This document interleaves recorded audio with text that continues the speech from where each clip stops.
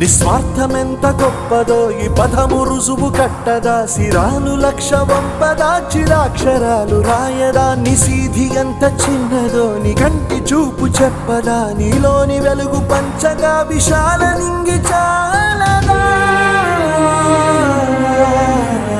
మనుష్యులందు నీ కథ మహర్షిలాగా సాగదా మనుష్యులందు నీ కథ మహర్షిలాగా సాగదా